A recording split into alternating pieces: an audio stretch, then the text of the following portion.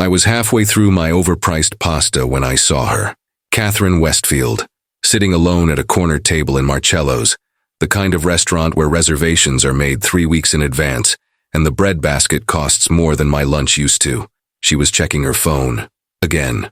That same anxious glance at the entrance. That same forced smile when the waiter refilled her wine. I knew that look. I'd worn it myself once. She didn't see me. Why would she? The last time we'd spoken was 2 years ago, at her daughter's engagement party, back when I was the fiancé, back when I had a job that didn't make people wince when I said the title out loud, back when Sofia still looked at me like I was worth something. But I saw Catherine, and I saw the empty chair across from her, and I saw the couple 3 tables over whispering and glancing her way. 52 years old, elegant as ever in that cream blouse she probably picked out this morning with hope in her chest, and she was being stood up.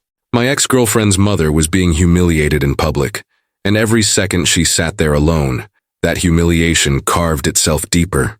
I should have looked away, should have finished my pasta, paid my bill, gone back to my studio apartment where the highlight of my evening would be a video call with my daughter if her mom was feeling generous. Instead, I stood up. I didn't think, didn't plan.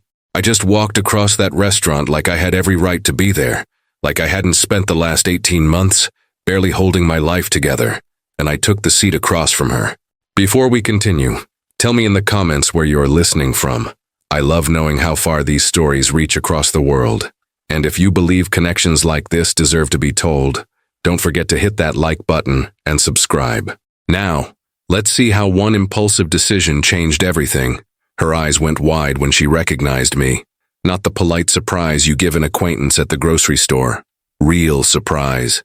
The kind that comes with a dozen questions she was too well-mannered to ask out loud. Marco? Her voice was quiet, uncertain. I leaned forward, kept my voice low and warm. I am so sorry I'm late. Traffic on the 405 was absolutely brutal. I reached across the table and took her hand gently, like we'd done this 1,000 times before. You look beautiful. Did you order already? For 3 full seconds, Catherine Westfield just stared at me. Her hand was still in mine, and I could feel the slight tremor there. Whether from confusion or relief, I couldn't tell. Then something shifted in her expression.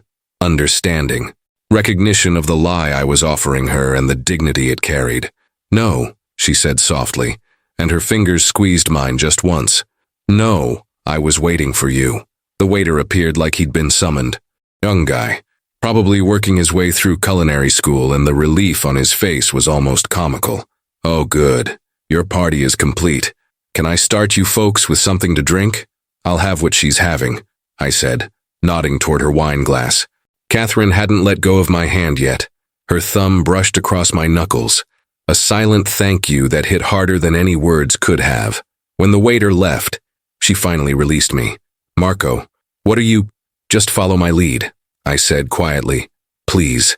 She studied me for a long moment, and I saw the same intelligence there that had always intimidated me when I was dating Sofia. Catherine Westfield wasn't just elegant and wealthy. She was sharp. She'd built an empire with her late husband, and she'd kept it running after he died. This woman didn't need rescuing, but sometimes even the strongest people need someone to sit with them when the world gets cruel. All right, she said finally, but you're explaining yourself later. We made it through appetizers with surprising ease. I asked about the company. Westfield Landscapes had been featured in some architecture magazine last month, hadn't it? She asked about my work with a carefulness that told me Sofia had kept her updated on my downfall. I kept my answer vague. Consulting. Freelance. The kinds of words that meant unemployed but trying. The couple that had been whispering earlier left without looking our way again. When the main courses arrived, Catherine set down her fork and looked at me directly. Thank you, truly, but I need to know. Are you here with someone? Did you just abandon your own date to save me from embarrassment? I was eating alone, I said. Tuesday night dinner for one has been my routine for a while now. Something sad flickered across her face. Sofia told me about the divorce. I'm sorry, Marco. I know Emma must. She stopped herself. I'm sorry. That's not my place anymore. You always treated me kindly, I said. Even when things fell apart with Sofia, you were the only one in your family who didn't look at me like I was a disease she'd caught. Catherine's jaw tightened. My daughter has many wonderful qualities. Grace during hardship isn't always one of them.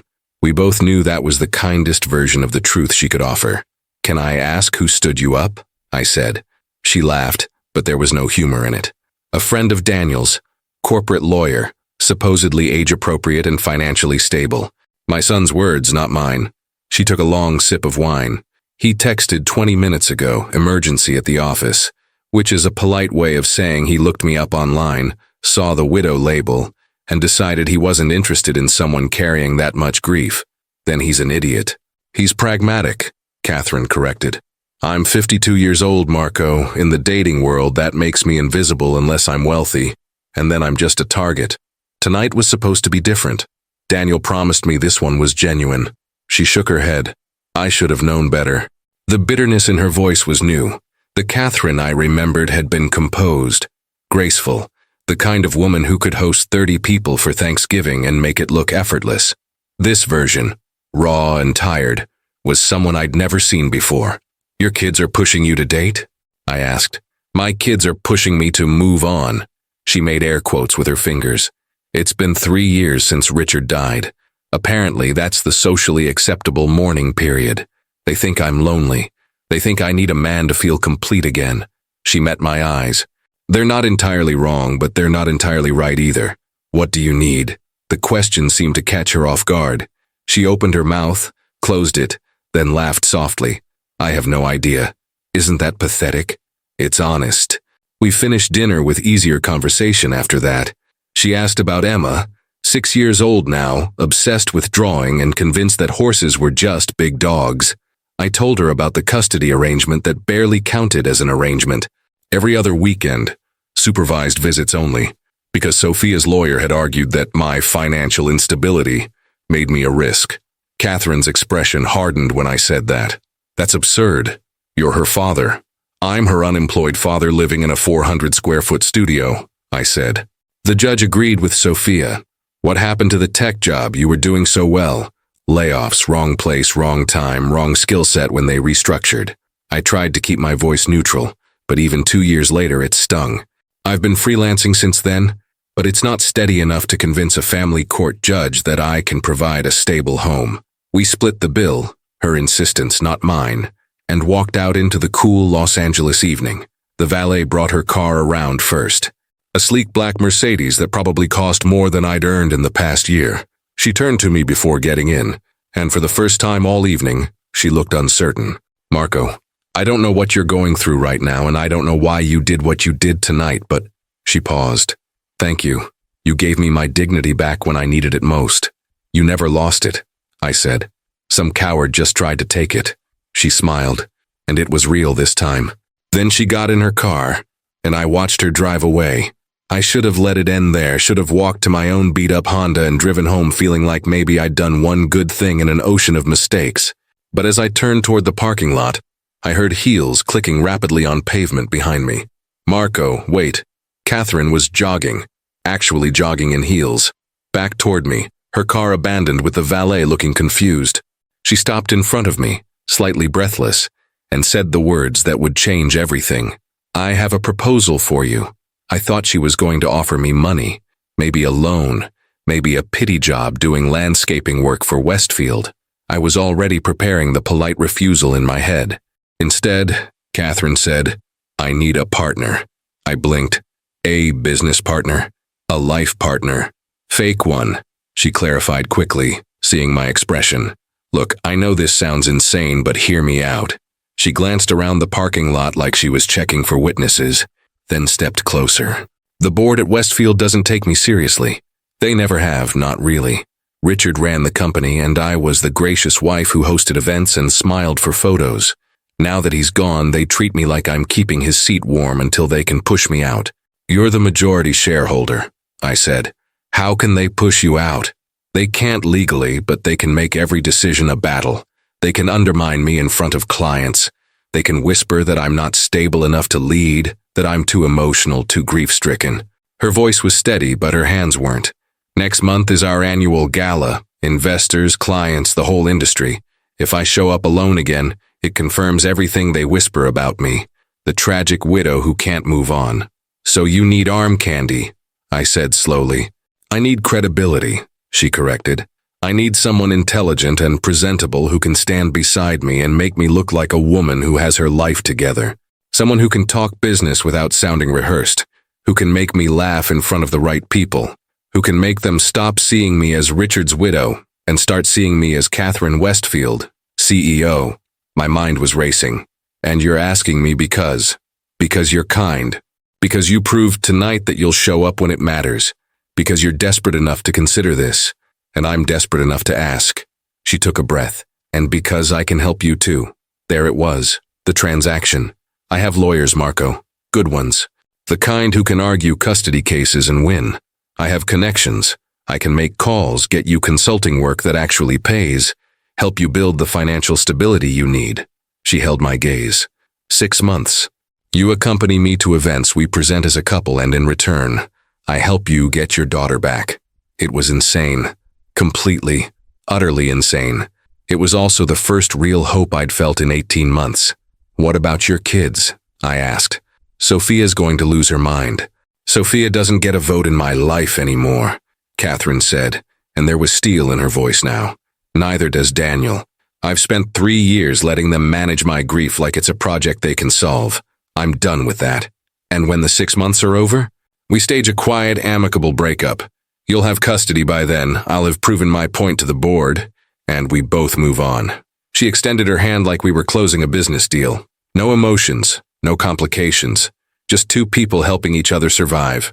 I looked at her hand, looked at her face, this woman who'd always been kind to me, who'd sent me a card after my divorce when no one else in her family bothered, who was now offering me a lifeline wrapped in a lie.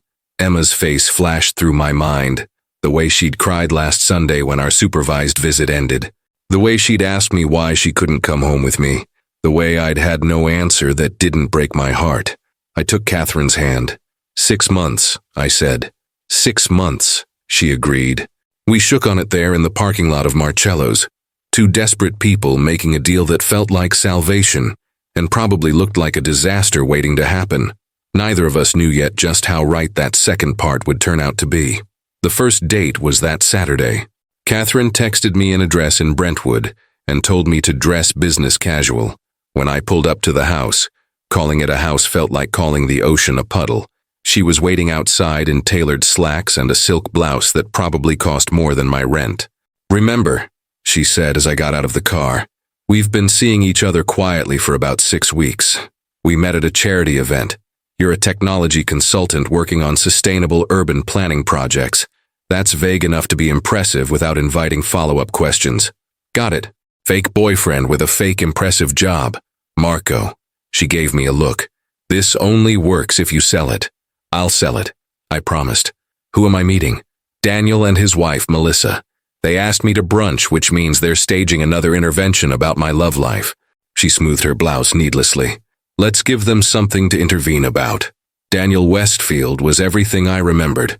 Tall, polished, with his father's stern expression and his mother's sharp eyes. He opened the door with a smile that died the second he saw me. Mom, what is... He stopped, stared. Marco. Daniel. I extended my hand like we were old friends. Good to see you again. He didn't take my hand, just stood there looking between his mother and me like we'd both lost our minds. Catherine breezed past him into the house. I brought a guest. I hope that's all right. Melissa appeared from the kitchen, blonde and immaculate, carrying mimosas on a tray. She took one look at the scene in the foyer and nearly dropped the glasses. Brunch was spectacular in the way natural disasters are spectacular. Daniel spent the first 20 minutes interrogating me like I was a hostile witness. Where was I living?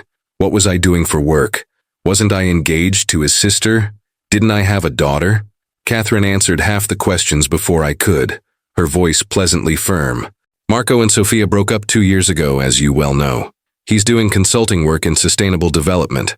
And yes, he has a wonderful daughter named Emma, whom he sees regularly. The regularly was generous, but I let it stand. Mom, Daniel said carefully, can I speak with you privately? No, Catherine said. Whatever you want to say, you can say it here. Daniel's jaw tightened. He looked at his wife, who gave him a subtle nod, then back at his mother. You're dating Sofia's ex-fiancé. You understand how that looks, right? It looks like I'm dating someone who treats me with respect, Catherine said calmly. It looks like you're having some kind of crisis, Daniel shot back. Mom, I know you're lonely, but this is… Careful, Catherine said, and her voice dropped 10 degrees. Very careful how you finish that sentence. The silence that followed was crushing. I should have felt uncomfortable, should have wanted to escape, but watching Catherine Westfield stare down her son with absolute authority, I felt something else entirely. I felt like I was watching someone remember who they really were. Melissa tried to salvage the meal with small talk about their upcoming vacation, but the damage was done. When Catherine stood to leave 30 minutes later, Daniel didn't try to stop her. In the car, she was quiet for a long time. Then, I'm sorry you had to witness that. Don't be, you were incredible. She glanced at me, surprised. I was harsh. You were honest. There's a difference. I pulled out of the neighborhood. For what it's worth, I think your son is terrified of you being happy without his permission. Catherine was quiet for another moment. Then she laughed. Really laughed, the kind that shakes your shoulders. God, maybe you're right. Maybe they all are. 6 months, I reminded her. That's all we have to get through. 6 months, she agreed. Neither of us believed it anymore. The next 3 weeks became a strange kind of routine. Tuesday nights were investor dinners where Catherine introduced me as her partner. She never specified which kind. And I learned to navigate conversations about market trends and commercial real estate like I hadn't spent the last year and a half barely scraping by. Thursday evenings were charity events, the kind where tickets cost $1,000 and the wine flowed like water. Saturdays were the hardest. Gallery openings, brunches with her business associates, occasionally another tense meal with Daniel and Melissa where everyone pretended the elephant wasn't sitting at the table wearing my face. Catherine coached me before each event. Which fork to use, which topics to avoid, how to deflect personal questions without seeming evasive. She bought me clothes, refused to let me argue about it, just handed me garment bags from stores I'd only ever walked past, and taught me how to tie a bow tie properly because apparently half of Los Angeles society still dressed like it was 1955. I learned things about her too. She took her coffee black with exactly 1 sugar. She was fluent in Spanish and passable in Italian.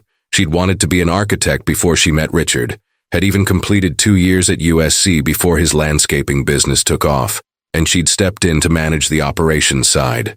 She read mysteries before bed, and had a weakness for terrible reality television that she watched when she couldn't sleep. Don't judge me, she said one night, when I caught her watching a dating show on her phone between courses at some restaurant in Manhattan Beach. It's mindless and predictable, and sometimes that's exactly what I need. I'm not judging. Emma makes me watch videos of people opening toys on YouTube. This is sophisticated by comparison. She smiled at that, then hesitated. How is she? Emma. Sofia doesn't really talk to me about her. The question landed heavier than she probably intended. She's okay, resilient. Kids are good at that. I pushed food around my plate. She asks about you sometimes, from before when things were different. I miss her, Catherine admitted quietly. I know that's strange to say. She was never technically my granddaughter, but for those 2 years, I let myself believe. She stopped. I'm sorry, that's not appropriate. It's honest, I said, echoing her words from our first night. And for what it's worth, Emma loved you. Still talks about the time you taught her to make those sugar cookies shaped like butterflies. Catherine's eyes went bright, and she looked away quickly. I still have the cookie cutters. Something shifted between us in that moment. Something that had nothing to do with our arrangement, and everything to do with the fact that we were both just people trying to survive the wreckage of our lives with some dignity intact. The 4th week, everything changed. It was a Saturday, and I had Emma for one of my precious supervised visits. We were at Roxbury Park, her favorite spot, and she was showing me her latest drawings, increasingly elaborate scenes of castles and dragons and princesses who rescued themselves. This one's you, she said, pointing to a stick figure with wild hair holding a sword. And this one's me. We're fighting the mean king. Who's the mean king? I asked. She got very quiet. Then, the judge, the one who says you can't take me home. My heart cracked right down the middle. Emma, sweetheart, I drew this one too. She pulled out another picture and this one stopped me cold. 3 figures holding hands, Tall one, medium one, small one. Above them she'd written in her careful 6-year-old handwriting, "My family. That's me and that's you," she said, pointing. "And that's Miss Catherine, from before. She was nice. She made me feel safe." I couldn't speak, couldn't breathe. "Daddy, why can't we see her anymore?" Before I could figure out how to answer, a voice said, "Emma, is that you?" I looked up, and there was Catherine. She was in casual clothes, jeans and a light sweater, with her hair pulled back in a ponytail. She looked younger like this, softer, and the expression on her face when she saw Emma was pure joy. "Miss Catherine!" Emma dropped her drawings and ran. Catherine caught her, and I watched this elegant, composed woman I'd been fake dating for a month absolutely melt. She hugged Emma like she'd been waiting years to do it, and when she pulled back, there were tears on her face. "Look at you," Catherine whispered. "You got so big." "I'm in 1st grade now," Emma announced proudly. "And I can read chapter books, and I lost 2 teeth, see?" She demonstrated her gap-toothed smile. "Beautiful," Catherine said, and she meant it. Emma grabbed her hand. "Come see my drawings. I made one of you." Catherine glanced at me, asking permission without words. I nodded, still too stunned to speak. For the next hour, I watched something I'd never expected to see. Catherine sat in the grass, designer jeans and all, while Emma showed her every drawing, every story, every observation about clouds and bugs and why dogs were better than cats. Catherine listened like Emma was lecturing on quantum physics. She asked questions. She laughed. She braided Emma's hair when Emma requested it, her fingers working with practiced ease while my daughter chattered about her art teacher and her best friend Marcus, and how she wanted a horse. But Mommy said no. "Your daddy used to draw too," Catherine told her at one point. "Did you know that?" Emma's eyes went wide. "Really? Really, he designed buildings on computers, beautiful ones." "Can you still do that, Daddy?" Emma asked me. "Maybe someday," I said, my throat tight. When the supervised visit time was up and Sofia's nanny arrived to collect Emma, my daughter hugged Catherine so fiercely I thought she might break something. "Can you come back?" Emma whispered. Catherine looked at me, helpless. "We'll see, baby," I said gently. "Say goodbye for now." Emma reluctantly let go, and the nanny led her away. She turned back 3 times to wave before they disappeared around the corner. Catherine and I stood there in the empty playground, and I realized she was crying. Not subtle tears this time, real crying, the kind that shakes your whole body. "I'm sorry," she managed. "I didn't mean to intrude. I come here sometimes to walk and I saw you both and I couldn't." She pressed her hands to her face. "God, Marco, she's wonderful. She's so bright and funny and wonderful." "She is," I agreed quietly. "And you barely get to see her." Catherine's voice cracked. "That's criminal. You're a good father. Anyone who spent 5 minutes with you two together would see that." I didn't trust myself to speak. Catherine wiped her eyes, trying to compose herself. "I have a lawyer, Jonathan Reeves. He's handled several custody cases and he's brilliant. Let me call him. Let me help you." "Catherine, we had a deal. You don't have to." "This isn't about the deal anymore," she said fiercely. "This is about Emma, about you, about what's right." She stepped closer. "Please, let me do this." I should have said no, should have maintained the professional distance we'd agreed on, should have remembered this was all temporary. Instead, I said, "Okay."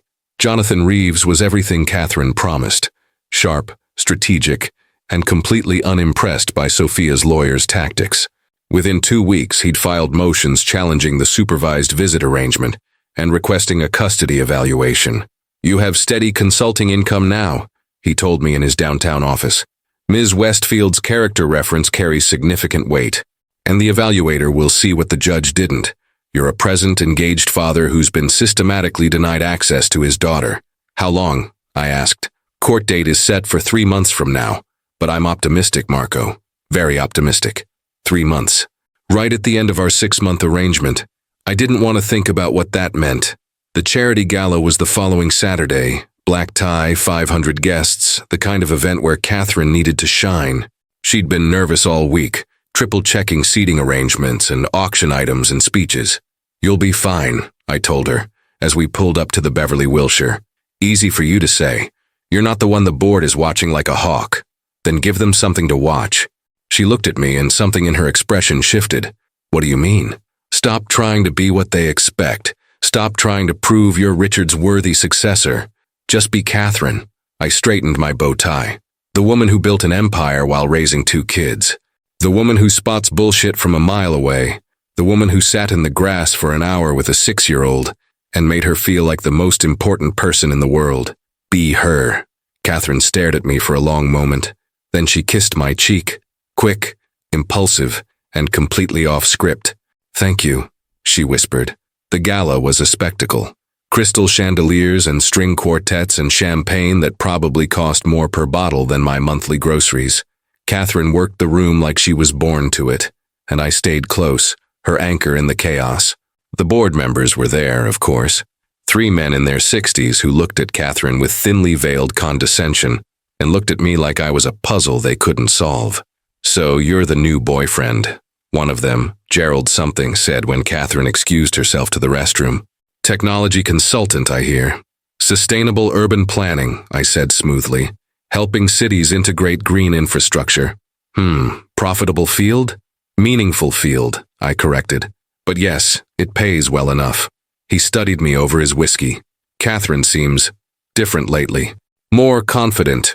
Less grieving, I offered. His expression soured. I was going to say erratic. Strange, I said, keeping my tone light. Because from where I'm standing, she seems more focused than ever. More decisive. More like a CEO who knows exactly what she's doing. Gerald's eyes narrowed. You're protective of her. I'm honest about her, there's a difference. Catherine returned then, and Gerald excused himself with a tight smile. She slipped her hand into mine. What did I miss? Just me making friends, I said. You're terrible at that. Lucky you like me anyway. She squeezed my hand and we moved through the crowd toward the auction tables. The night blurred after that. Speeches and bidding wars and Catherine's presentation on next year's projects. She was magnetic. Confident without being aggressive, gracious without being weak. I watched her command a room full of people who'd spent 3 years underestimating her, and I felt something dangerous bloom in my chest. Pride, admiration, something deeper than either. When the formal program ended and the dancing started, Catherine found me at the bar. I think that went well. You were perfect. I was terrified. Didn't show. I handed her a glass of wine. Gerald cornered me earlier. Tried to figure out if I'm a gold digger or just delusional. Catherine laughed. What did you tell him? That you're the smartest person in any room you walk into, and anyone who can't see that is working with outdated information. Her smile faded into something softer. You didn't have to say that. I meant it. The band shifted into something slow and couples drifted onto the dance floor. Catherine glanced at them, then back at me. We should probably dance? I extended my hand. Probably. She took it. We'd danced before at other events, but this was different. Maybe it was the wine, or the success of the evening, or the fact that we'd spent the last month blurring every line we'd drawn. But when I pulled her close and her hand settled against my shoulder, something shifted. She looked up at me, and I saw it in her eyes. The same thing I'd been trying to ignore for weeks. This wasn't fake anymore. Maybe it never had been. Marco, she said softly. I know. We should talk about... I know. The song swelled and we moved with it. Her perfume, something subtle and expensive, wrapped around me. Her hand tightened on my shoulder. My thumb traced absent circles on her back. This is dangerous, she whispered. I know that too. We had rules. We did. No emotions. No complications. Catherine, she kissed me. Right there in the middle of the dance floor, in front of 500 guests and the entire board and probably half of Los Angeles society, Catherine Westfield kissed me like the world was ending, and I kissed her back like it was just beginning. When we broke apart, she looked terrified. I'm sorry, I shouldn't have. Don't apologize. Marco, I'm 20 years older than you. I'm your ex's mother. This is real, I finished. This is real, Catherine, and I think it has been for a while now. Her eyes searched mine. Desperate and hopeful and scared. What do we do? I didn't have an answer. Couldn't think past the feeling of her in my arms, the taste of her still on my lips, the knowledge that everything we'd built was about to either collapse or transform into something we couldn't control. I don't know, I admitted. The music ended. The crowd applauded politely. oblivious to the earthquake that had just happened between us. Catherine stepped back, and the distance felt like a chasm. I need some air. She walked away before I could stop her, disappearing through the glass doors onto the terrace. I should have followed immediately, should have chased her down and demanded we figure this out together. Instead, I stood frozen on that dance floor, watching her go, and wondering how a fake relationship had become the most real thing in my life. By the time I made it to the terrace 10 minutes later, she was gone. She didn't answer my calls that night, or my texts. Sunday passed in agonizing silence. Monday morning, I woke up to a single message. I need time to think. Please respect that. So I did. I gave her space even though it was killing me. I went to my freelance gigs and my meetings with Jonathan, and my supervised visit with Emma, who asked 3 times where Miss Catherine was and why she couldn't come to the park again. "She's busy, sweetheart," I said, hating the lie. "Is she mad at us?" "No, never. She just has a lot of work right now." Emma studied me with the unnerving perception of children. "You're sad, Daddy." "I'm okay. You look how you looked when Mommy left." I pulled her close and held on tight, wondering how I'd managed to fall in love with both Catherine and the idea of a future that included her, all while pretending none of it mattered. Wednesday afternoon, my phone rang. "Catherine, can you meet me?" she asked without preamble. Same restaurant where this all started. When? Now. She was already there when I arrived, sitting at a different table this time. Not the corner where she'd been stood up, but a booth near the window. She looked exhausted, like she hadn't slept since the gala. I slid into the seat across from her, and for a long moment we just looked at each other. "I'm in love with you," she said finally, "and I have no idea what to do about it." My heart stopped. Started again. "Catherine, let me finish, please." She folded her hands on the table like she was giving a deposition. "I'm 52 years old. You're 32. I have adult children who already think I've lost my mind. You have an ex-girlfriend who happens to be my daughter, and would be well within her rights to never speak to me again if she found out. You're fighting for custody of Emma, and a scandal right now could destroy your chances. And her voice cracked, we started this as a transaction, a business arrangement. None of this was supposed to happen. But it did," I said quietly. "But it did," she agreed. "And now I don't know how to unfeel it.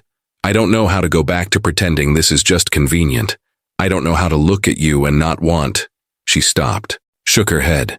"I'm too old for this, too old to be this confused and scared and—" "You're not too old," I interrupted. "You're just human. I'm your ex's mother. You're Catherine. First and foremost, you're just Catherine." I reached across the table, and after a moment, she took my hand. "And I'm in love with you too. Not because of the arrangement.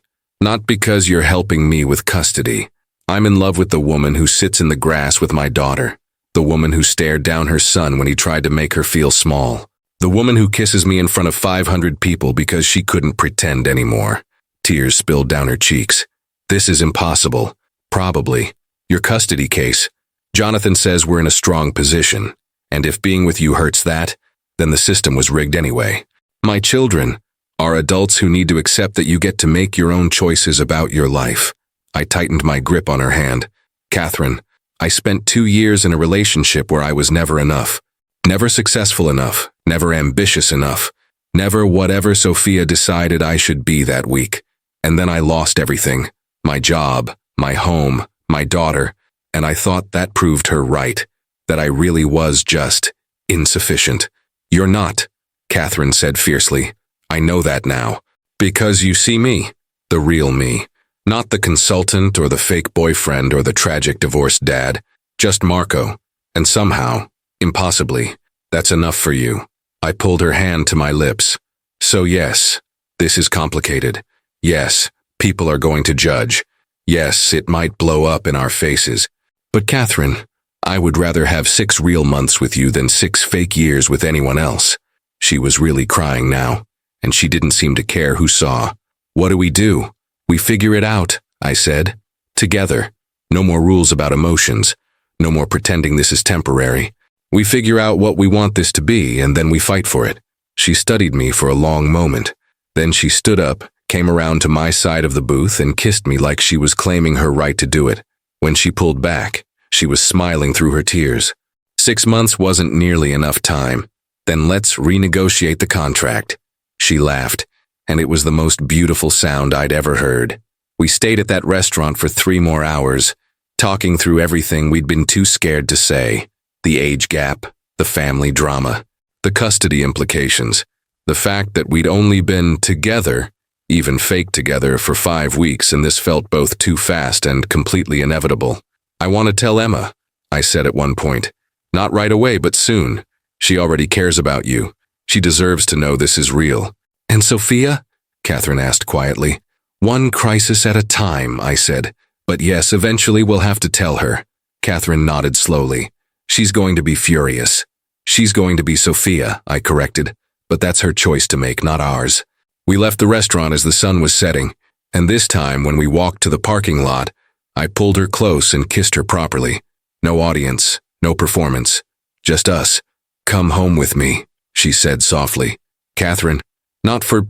I just don't want to be alone tonight. We can talk, watch terrible television, eat ice cream from the container, just be together." She looked up at me, vulnerable in a way I'd never seen. Please. How could I possibly say no? Her house was exactly what I'd expected. Elegant, spacious, filled with art and memories. Photos of Richard everywhere, and I was grateful she didn't try to hide them. He was part of her story, part of what made her who she was. We ended up on her couch with Chinese takeout and a reality show about people failing to survive on islands, and it was perfect.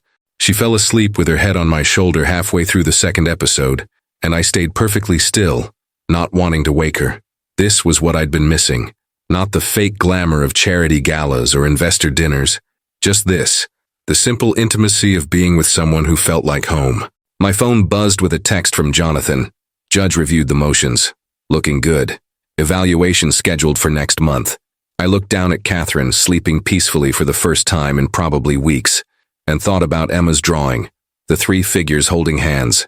Maybe it wasn't just a child's fantasy. Maybe it was a blueprint for something real. The next 2 weeks were the happiest I'd been in years. Catherine and I stopped pretending. We still attended events together. She had obligations and I'd committed to helping her. But now when I kissed her goodnight, it was real. When she called me in the middle of the day just to hear my voice, it mattered. When Emma asked about her during our visits, I could honestly say, "Soon, sweetheart," and mean it. Jonathan's optimism about the custody case grew stronger with each filing. The court-appointed evaluator interviewed me twice, visited my apartment, reviewed my financials. Catherine provided a glowing character reference. Everything was falling into place. I should have known it was too perfect to last. The explosion came on a Thursday evening. I was at Catherine's house. We'd fallen into the habit of having dinner together most nights. When her phone rang, Daniel's name flashed on the screen. She glanced at me, sighed, and answered. "Daniel, hello." Whatever he said next made her face go pale. "How did you—" She stopped, listened. Her jaw tightened. "We'll discuss this in person. Tomorrow." She hung up without saying goodbye. "What happened?" I asked. "Sofia saw us last week at the art gallery opening. She took photos." Catherine set her phone down carefully like it might explode. "She sent them to Daniel. He's not pleased." That was an understatement, as I discovered the next afternoon when Catherine asked me to come with her to Daniel's house for a family meeting. "You don't have to," she said in the car. "This isn't your battle. It became my battle when I fell in love with you." She reached over and squeezed my hand but didn't say anything else. Daniel and Melissa were waiting in their formal living room, the kind of space that existed to have uncomfortable conversations in. But it was Sofia's presence that stopped me cold. My ex-fiancé sat in an armchair like a prosecutor at trial, her expression a mix of fury and something that looked uncomfortably like betrayal. "Marco," she said flatly, "of course you're here." "Sofia," I started. "Don't." She held up a hand. "Just don't." Daniel gestured for us to sit. Catherine and I took the couch across from them, and I was hyper-aware of the space between us. Too close to be casual, too distant to be truly together. "I think we all know why we're here," Daniel began. His lawyer voice was in full effect, measured and controlled. "Mom, I need to understand what's happening here." "I'm dating Marco," Catherine said simply. "That's what's happening." "You're dating Sofia's ex-fiancé," Daniel corrected. "You're dating a man 20 years younger than you, who happens to be in the middle of a custody battle, and who, conveniently, started this relationship right around the time you needed someone to make you look good for the board. Conveniently, Catherine repeated, and her voice could have cut glass. You think this is convenient? I think it looks calculated, Daniel said. And I think Sofia has every right to be upset. All eyes turned to Sofia. She'd been quiet until now, just staring at me with an expression I couldn't read. You used to love me, she said finally. You were going to marry me. You told me I was the person you wanted to build a life with. And now you're with my mother? The words hit harder than I expected. Sofia, what we had ended 2 years ago. You ended it. Because you lost your job.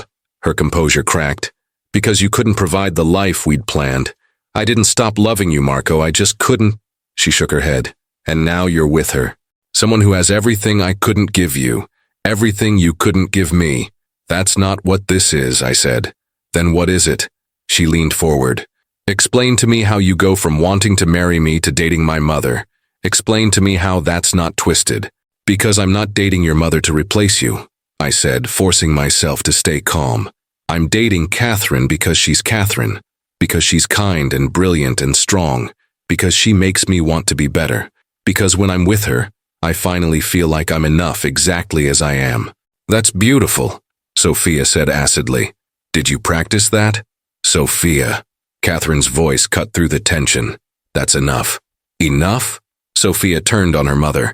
You're dating my ex-fiancé and I'm supposed to just accept it? You're supposed to be my mother. You're supposed to be on my side.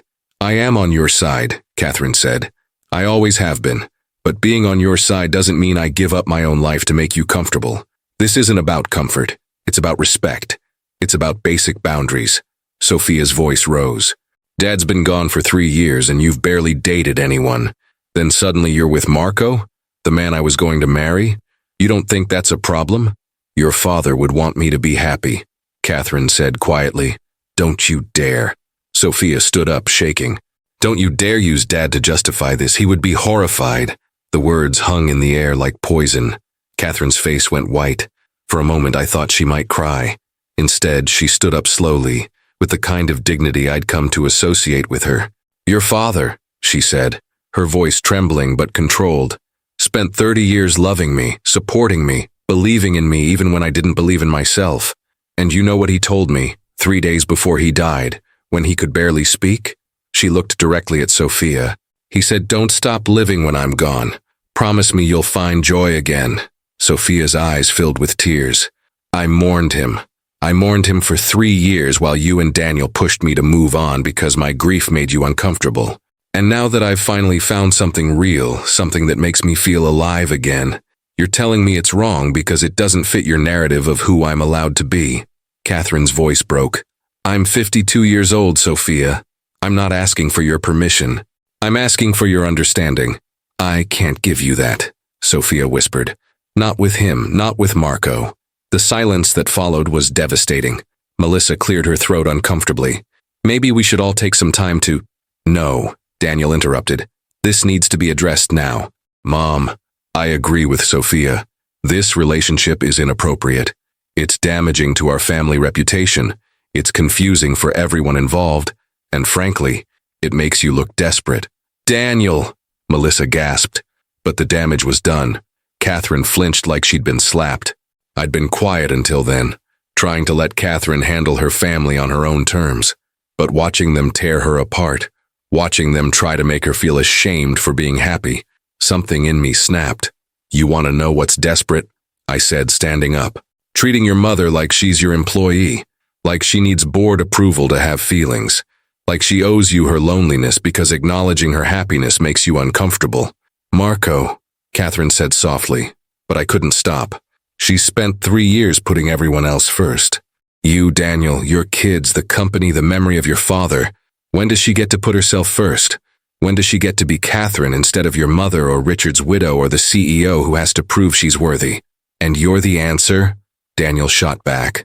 You, the unemployed ex-fiancé with a custody battle and a convenient need for money and connections? I don't want her money, I said. I never wanted her money. Then what do you want? Sofia demanded. Because from where I'm sitting, you've got everything you need. My mother's helping with your custody case. She's giving you access to her world. She's probably bankrolling your entire life. And all you have to do is play boyfriend and make her feel young again. The accusation was vicious enough that even Daniel looked uncomfortable. Catherine stood up then and her voice was ice. Both of you, out, now. Mom, Daniel started. I said out. This is my relationship, my choice, my life, and I will not stand here and let you disrespect either of us like this. She looked at Sofia. I love you. I will always love you. But if you can't find it in yourself to be happy for me, then I need you to leave. Sofia stared at her mother for a long moment. Then she grabbed her purse and walked out without another word. Daniel and Melissa followed after a tense moment, Melissa mouthing, I'm sorry, as she passed. The door closed and Catherine collapsed onto the couch. I sat beside her, pulled her close, and felt her shake with silent sobs. They're right, she whispered after a long time. This is a mess. This is complicated and inappropriate and… No, I said firmly. They're scared. And they're lashing out because they don't know how to handle you being someone other than who they need you to be. But that doesn't make them right. She pulled back, looked at me with red-rimmed eyes. Sofia will never forgive me. You don't know that. I know my daughter. I know how she holds grudges. Catherine wiped her face.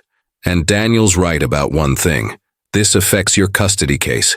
If Sofia decides to make an issue of it, if she tells the judge that you're using me for my resources, then we deal with it. Marco. She took my hands. I can't let you lose Emma because of me. I can't be the reason you don't get your daughter back. A cold dread started spreading through my chest. Catherine, what are you saying? I'm saying maybe we need to be realistic about this, about what we're risking. No. I stood up, sudden panic making my voice sharp. No, you don't get to do this. You don't get to give up on us because your kids threw a tantrum. It's not giving up. It's being smart. It's protecting what matters most. You matter most. The words came out louder than I intended. Catherine, you matter. Not just as a tool to help me get Emma back. Not just as the woman who helps me navigate your world. You matter because you're you. And I love you. And I'm not going to let you convince yourself that you're somehow the problem here. She was crying again and it was killing me. What if they're right? She whispered. What if this is just… What if I'm just a stepping stone for you? What if in 6 months or a year, you realize you actually want someone your own age? Someone who doesn't come with adult children and a dead husband's legacy and all this baggage? Then I'd be an idiot, I said. Catherine, look at me. She did, reluctantly. I don't want someone my own age. I don't want someone without baggage. I want you. The real you. The complicated, brilliant, messy, beautiful you. And I don't care if Sofia approves. I don't care if Daniel thinks it's inappropriate. I don't even care if the whole world thinks we're wrong. All I care about is that you're happy. That we're happy, together. And Emma? Her voice broke. What if loving me costs you your daughter? It was the question I'd been avoiding, the one that kept me awake at night. Because as much as I loved Catherine, as much as I wanted this to work, I couldn't lose Emma. Not again. Not permanently. It won't, I said, trying to convince both of us. Jonathan says we're in a strong position. We'll get through the evaluation and then… Marco, stop. Catherine stood up, and there was something in her expression that terrified me. We both know that if Sofia decides to fight this, she can make your life hell. She can poison the custody case. She can make you look unstable and opportunistic and… So what are you suggesting? That we just stop? That we pretend the last month didn't happen? I'm suggesting that maybe we need to pause until after the custody hearing, until you have Emma back and secure and… No, the word came out flat, final. Catherine, if we pause now, we're done. You know that. The momentum will die. Your kids will convince you it was just a phase. Sofia will play victim, and by the time the hearing is over, you'll have talked yourself out of this. You don't know that. I know you, I said. I know how you let people make you doubt yourself, how you put everyone else's comfort above your own happiness. And I'm telling you right now, if you do this and if you push me away to protect me, you're not protecting anyone. You're just proving your kids right. You're telling them that you don't get to choose your own life, that their approval matters more than your happiness. She was silent for a long time. Then, maybe it should.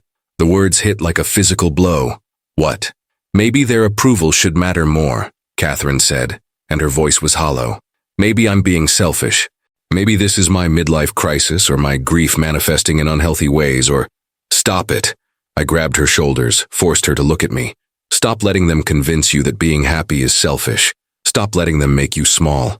I'm not small, Marco. I'm realistic. And the reality is that you have a custody hearing in 6 weeks. 6 weeks that will determine whether you get your daughter back. And I will not be the reason you lose. You're not the reason, but I could be. She pulled away from me, and the distance felt infinite. If Sofia talks to the judge, if she tells them you're involved with me for my money and connections, if she makes it look like you're unstable and opportunistic, Marco, you know how these things work. Perception matters more than truth. I couldn't breathe, couldn't think past the panic rising in my throat. So what are you saying? I asked. You want to end this? She closed her eyes. I'm saying, I need to do what's right. For you, for Emma. Don't make this decision for me, I begged. Catherine, please, let me choose. You shouldn't have to choose between me and your daughter. I'm not choosing. I'm fighting for both of you. And if you can't have both... She opened her eyes and they were full of tears. Marco, if it comes down to it, if loving me costs you Emma, what would you do? The question hung between us like a guillotine blade, and I couldn't answer, because as much as I loved Catherine, as much as I wanted her in my life, I wouldn't sacrifice my daughter, not for anyone. The silence told Catherine everything she needed to know. Exactly, she whispered. Emma has to come first. She should come first. And I won't be the thing that stands between you and her. You're not, Marco. She took my face in her hands, and her touch was gentle, final. I love you. God help me. I love you so much it terrifies me. But I love Emma too. And if the only way to protect your chance of getting her back is to step aside, then that's what I have to do. No. My voice broke. Catherine, no. We can figure this out. We can talk to Sofia. We can explain to the judge. We can't, she said. Not in 6 weeks. Not with everything stacked against us. She kissed my forehead, and I felt tears, mine or hers, I couldn't tell, on my skin. After the hearing, when Emma is safe with you and the custody is settled, then maybe we can try again. You don't believe that. I have to believe it, she said. Because the alternative is losing you completely, and I can't. Her voice broke. Please don't make this harder than it already is. I wanted to argue, wanted to fight, wanted to tell her she was wrong and scared, and letting her children manipulate her into giving up the first real happiness she'd found in years. But I also knew she was right about one thing. Emma had to come first. And if there was even a chance that my relationship with Catherine could cost me custody, I couldn't risk it. I couldn't lose my daughter. Not again. Okay, I said, and the word tasted like poison. Okay. Catherine's face crumpled. Marco, you're right. Emma has to come first. I backed toward the door, needing distance before I completely fell apart. I need to go. Please don't leave like this. How else am I supposed to leave? I looked at her one last time. This woman I'd fallen in love with. This woman who was choosing to protect me by breaking both our hearts. Goodbye, Catherine. After the hearing, she started, but I was already out the door. I made it to my car before the tears came. Sat in Catherine's driveway and sobbed like I hadn't since the day Sofia took Emma and walked out of my life. My phone buzzed. A text from Catherine. I'm sorry. I love you. I'm so sorry. I didn't respond. Couldn't. Instead, I drove home to my tiny apartment, climbed into bed fully clothed and stared at the ceiling until the sun came up. The custody hearing was in 6 weeks, and the woman I loved had just walked away to protect me.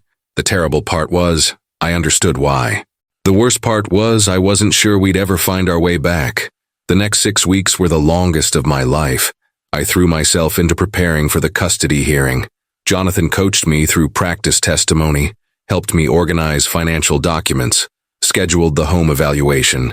Every free moment was dedicated to proving I was stable, responsible, worthy of having my daughter in my life more than 2 supervised afternoons a month. Catherine's lawyer reference remained in the file. Jonathan assured me it was powerful, untouchable, but Catherine herself was gone from my life as completely as if our month together had been a dream. She didn't call, didn't text, I saw her name in the news occasionally. Westfield Landscapes had won some major municipal contract, but that was all. The woman I'd held, kissed, loved, might as well have been on another planet. Emma noticed immediately. "Where's Miss Catherine?" she asked during our first visit after the breakup. "She's busy with work, sweetheart. She promised she'd come back." I know, but sometimes grown-ups can't keep promises, even when they want to. Emma studied me with those too perceptive 6-year-old eyes. "You're sad again, Daddy, like you were before Miss Catherine." I pulled her into a hug and didn't deny it. Sofia, surprisingly, backed off. No more accusations, no interference with the custody process. Maybe she felt guilty. Maybe she'd gotten what she wanted. Either way, she became a ghost in the proceedings, present only through her lawyer's filings. Daniel called once. "For what it's worth, I think Mom made the right choice. For both of you." I hung up on him. The custody hearing was scheduled for a Tuesday morning in late June. I wore the suit Catherine had bought me, couldn't bring myself to wear anything else, and met Jonathan outside the courthouse. "You ready?" he asked. "No, but let's do this anyway." The proceedings were clinical, procedural. Sofia's lawyer argued I'd been unstable, that my living situation was inadequate, that supervised visits should continue.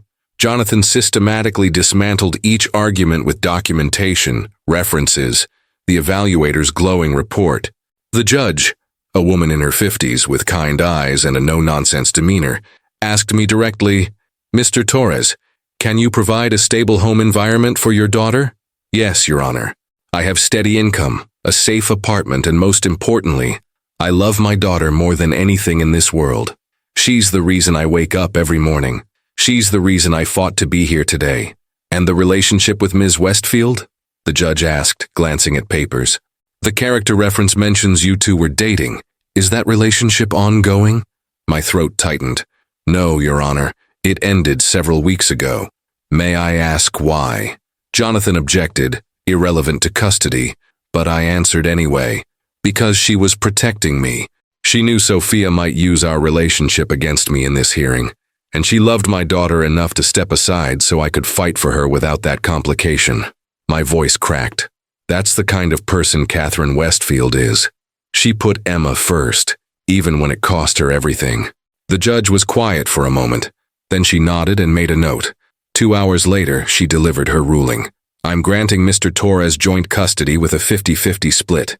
Supervised visits are terminated immediately. Both parents will participate in co-parenting counseling." She looked directly at me. "Mr. Torres, you've demonstrated consistent dedication to your daughter's well-being. Don't make me regret this decision."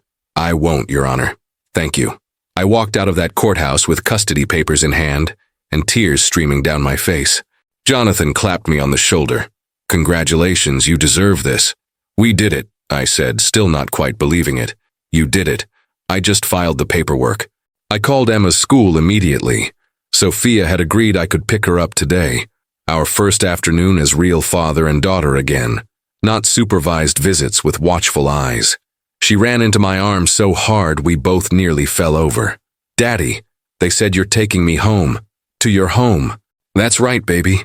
You can stay with me now, really stay." She pulled back, her face glowing with joy. Then with the brutal honesty of children, "Can we call Miss Catherine now? Can she come see my room?" The question hit like a punch to the chest.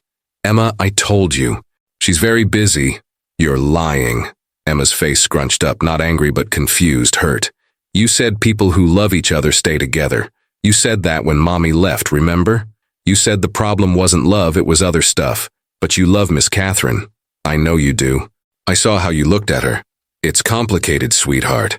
You always say that when you mean, I'm scared." She crossed her little arms. "Miss Catherine loves you too. She told me." I froze. "When did she tell you that?" "At the park, when you went to get ice cream and she braided my hair. She said," Emma's voice got very serious, mimicking an adult tone. "She said, your daddy is the bravest man I know, and I love him very much." The world tilted sideways. "She said that?" "Yes. And then she said love is about showing up even when it's hard. So why aren't you showing up, Daddy?" Out of the mouths of babes. I knelt down to Emma's level, took her small hands in mine. "You're right. I am scared. Scared of messing things up. scared of losing people I love, scared that I'm not good enough. That's dumb, Emma said with 6-year-old bluntness. You're the best daddy ever. And Miss Catherine is the best almost grandma ever. You should be together. Almost grandma. I couldn't help smiling through the tears. That's what she said I could call her, if I wanted. Emma squeezed my hands. Please, Daddy, please go get her. Before she forgets we love her. I looked at my daughter. This brave, brilliant, beautiful child who'd somehow survived all the chaos of divorce and custody battles and still believed in happy endings. And something clicked into place. She was right. About all of it. I'd spent 6 weeks telling myself I was protecting Emma by staying away from Catherine. But what if I'd been protecting myself?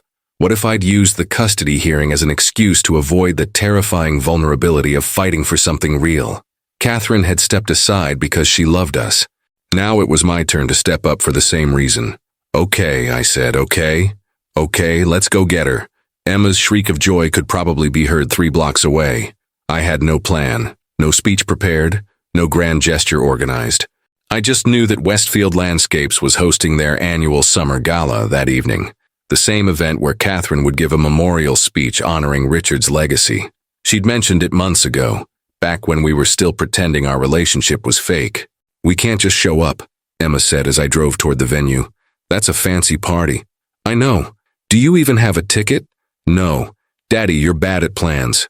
I'm aware. But I wasn't stopping. Not now. Not when Emma was right. Catherine needed to know we hadn't forgotten her. That love wasn't something you paused for convenience. That showing up, even when it's hard, is what makes it real. The gala was at the same Beverly, Wilshire where Catherine and I had danced, where we'd kissed in front of 500 people, where everything had shifted from performance to truth. I walked up to the entrance in jeans and the button-down I'd worn to court, Emma in her school uniform, and came face to face with security. Invitation, sir? I don't have one, but I need to see Catherine Westfield. It's important. Sir, this is a private event. Please. I knelt down so I was eye level with the guard, Emma's hand tight in mine. The woman I love is in there, about to give a speech honoring her late husband, and she needs to know that honoring the past doesn't mean she can't choose the future. She needs to know her family still loves her. We just need 5 minutes. The security guard looked at me, then at Emma, then sighed. If anyone asks, you snuck past me. Thank you. We slipped inside, and the gala was exactly as I remembered. Elegant, expensive, overwhelming. Hundreds of guests in cocktail attire, champagne flowing, string quartet playing softly. And there, on a small stage at the far end of the room, was Catherine. She wore a navy dress that made her look regal and heartbroken all at once. Her hair was pinned up elegantly. She was speaking into a microphone, and her voice carried across the room. Richard believed that landscapes tell stories, that every garden, every park, every green space we create is a narrative about who we are and what we value. He taught me to see beauty in unexpected places, to believe that growth is always possible, even in the harshest conditions. I started moving through the crowd, Emma beside me, drawn toward her like gravity. Catherine continued, unaware. The last conversation I had with my husband, he made me promise something. He said, "Don't stop living when I'm gone." And I tried, I really did. But grief is complicated. Moving forward feels like betrayal. Choosing happiness feels selfish, until she stopped. Because she'd seen me. Her eyes went wide. The microphone nearly slipped from her hand. The entire ballroom turned to see what had caught her attention. I should have been embarrassed. Should have felt out of place in my casual clothes, with my daughter beside me, crashing an event I had no business attending.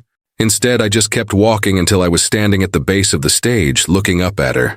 Until someone reminds you, I said loudly enough for everyone to hear, that honoring the past and choosing the future aren't mutually exclusive.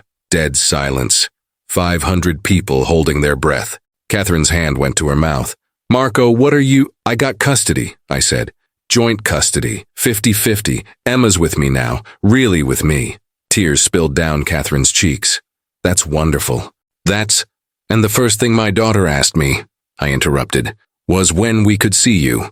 Because she misses you. Because in the short time you were in her life, you made her feel safe and loved and important. Because she drew a picture of our family and you were in it. Emma waved up at Catherine, beaming. Catherine pressed her hand harder against her mouth, trying to hold back sobs. You stepped aside because you thought protecting me meant letting me go, I continued. My voice was shaking, but I didn't care. But Catherine, protection without love is just loneliness. And I've been lonely for 6 weeks, even though I won everything I thought I wanted. Because winning custody of Emma only matters if I can give her the family she deserves. The one she drew. The one with all 3 of us. Marco, Catherine's voice broke.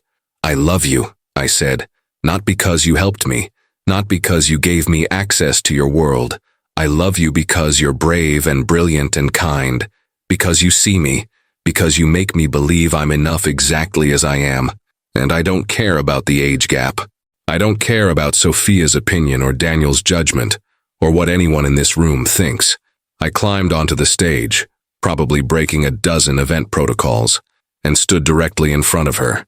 I care about you, about us, about building something real with someone who makes me want to be better. I took her hands. You said we couldn't choose each other because Emma had to come first.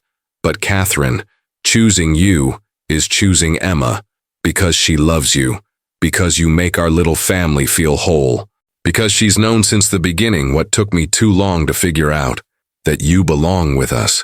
The ballroom was so quiet you could hear champagne bubbles popping. Catherine looked at me with tears streaming down her face, then looked at Emma, then back at me. Your daughter, she started. She is right here, Emma called out. And I want you to be my almost grandma. Please say yes. A wave of laughter rippled through the crowd, breaking the tension.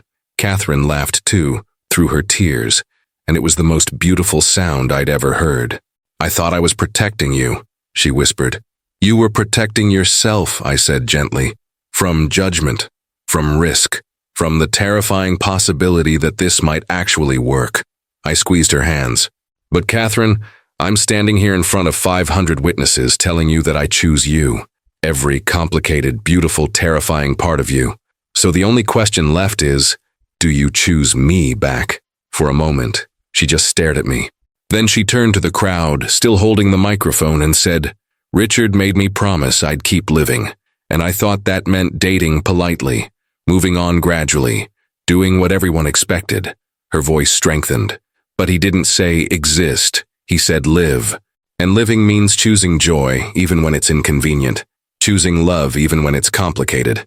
Choosing the person who sees you not as someone's widow or someone's mother, but as yourself. She looked back at me. Marco Torres, you're 32 years old.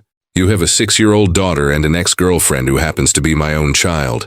You drive a car held together by hope and duct tape, and you cry at animated movies.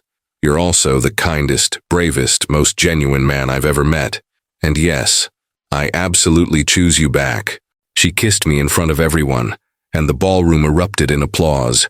Emma climbed onto the stage. Someone helped her up and threw her arms around both of us. We're a family now, a real family. When we finally broke apart, Catherine was laughing and crying all at once. You just hijacked my memorial speech. I'm aware, sorry about that. Don't be. She looked out at the crowd, then back at the microphone.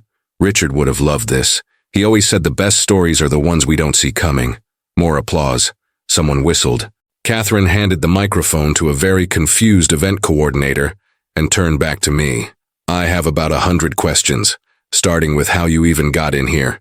Security guard was a romantic, and you brought Emma. She insisted.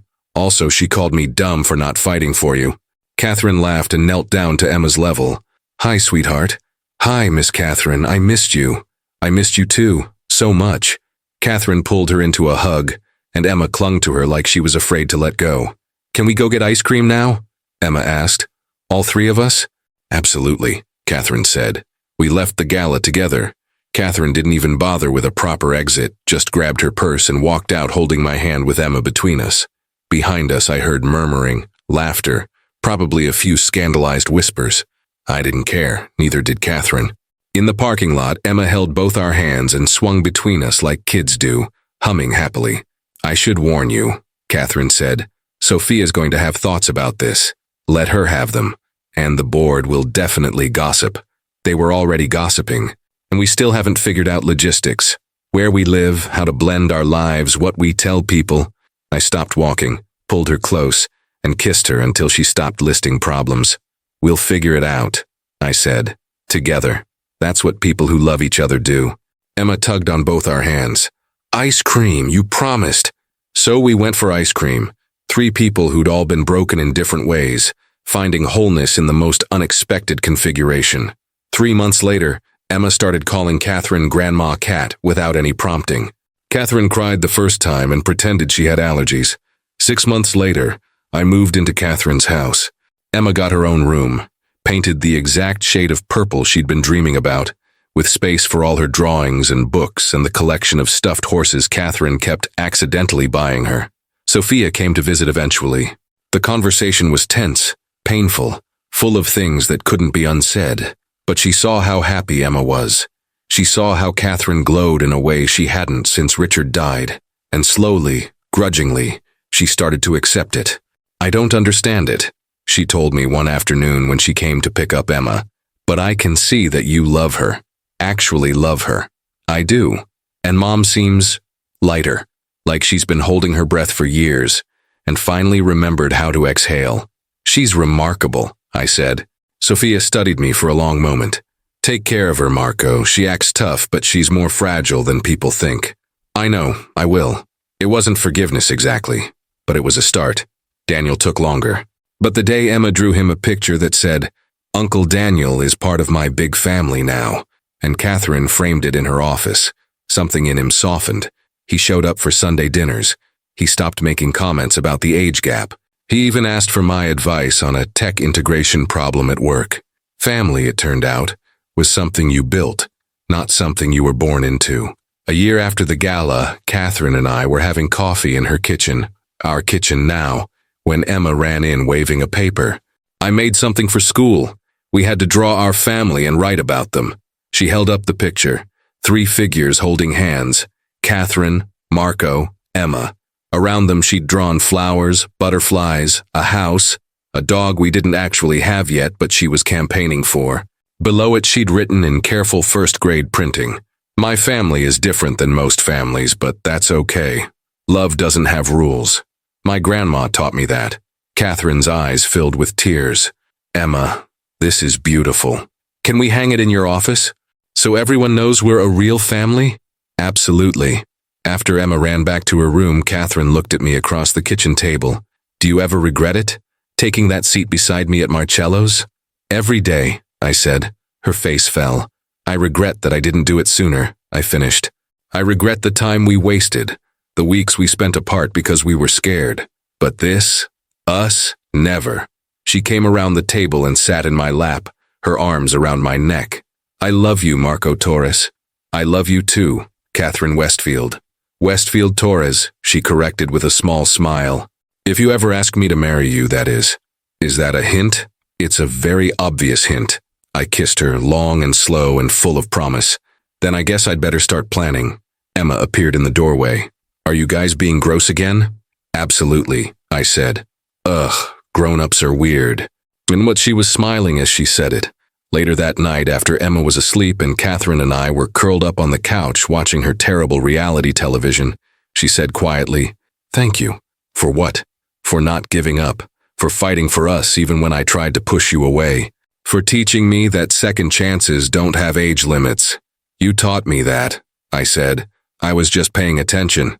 We sat in comfortable silence for a while, her head on my shoulder, my hand in her hair. Outside, Los Angeles hummed with its usual chaos. Inside, we'd built something small and perfect in ours. You know what Emma asked me today? Catherine said. What? She asked if it's okay to love someone even when other people don't understand, even when it's complicated. What did you tell her? Catherine smiled. I told her that the best kind of love is the kind that's complicated, because it means you chose it anyway. You fought for it. You decided it was worth the mess. Wise woman. I learned from the best. She tilted her face up to kiss me. A man who saw me sitting alone in a restaurant and decided to take the seat beside me, even though he had no reason to, even though it would complicate his entire life. Best decision I ever made, I said. Second best, she corrected. What's the first? Deciding to stay. And there, In the house we'd built into a home, with the daughter we both loved sleeping safely in her purple room, we stayed, together, exactly where we belonged.